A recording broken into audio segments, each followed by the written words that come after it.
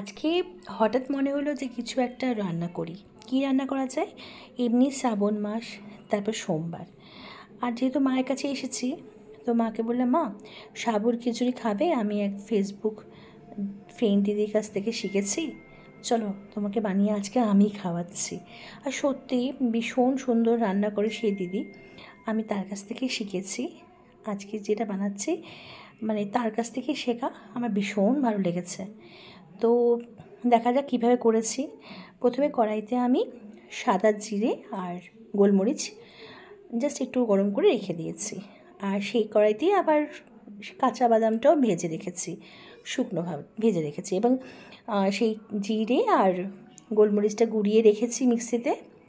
আর বাদামের কিছুটা নিয়ে কিছুটা অংশ সেমভাবে গুঁড়িয়েছি, কিন্তু খুব বেশি গুঁড়োইনি, একদম পাউডার করিনি, জাস্ট দানা দানা রেখেছি।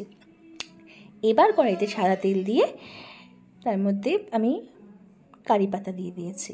আর কারি পাতাটা সত্যি খুব সুন্দর গন্ধ লাগে। দিদি বলেছিল যে তুমি কারি পাতা দিও, দেখবে খুব টেস্ট আসবে গন্ধতে, মানে খাবারটা খুব ভালো হবে। তো কারি পাতার মধ্যে আমি কাঁচা বাদামটা দিয়ে দিয়েছিলাম। একটু ভাজা ভাজা হয়ে গেছে, খুব বেশি ভাজিনি, হালকা ভেজে তুলে রেখেছিলাম। আর সেই তেলেই আমি গোটা শুকনো লঙ্কা আর সাদা জিরে দিয়ে দিয়েছি। সাদা জিরে দিয়ে একটুখানি নেড়ে আমি আলু, গাজর, কাঁচা লঙ্কা কেটে রেখেছিলাম, সেগুলো আমি আস্তে করে ভেজে নিয়েছি।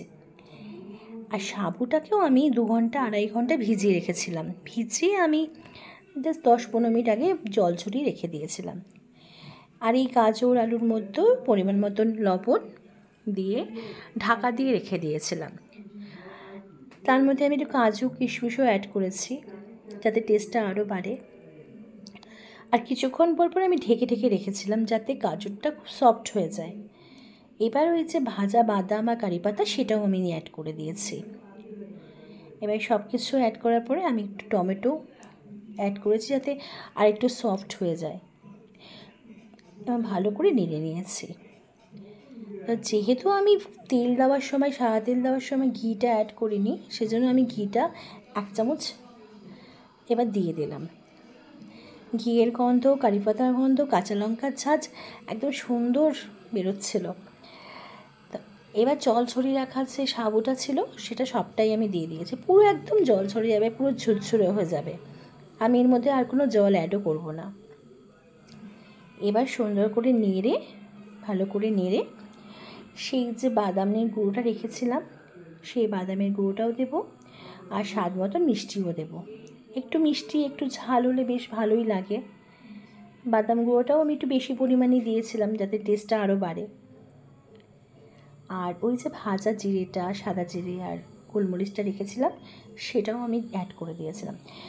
সব কিছু মিলে মিশে একদম দারুণ গন্ধ বেরোচ্ছিলো। আমার তো ভীষণ ভালো লেগেছে। আমি বলবো যারা যারা নিরামিষের দিন মনে হয় যে কী খাবো প্ল্যান করো, একবার বানিয়ে দেখো, সত্যি ভীষণ ভালো হবে। আর থ্যাংক ইউ সেই দিদিকে, যে দিদিকাম বান্ধবীকে, আমাকে এত সুন্দর একটা রেসিপি ভালো করে বলে দেওয়ার জন্য। তো আমি বলেছিলাম আমি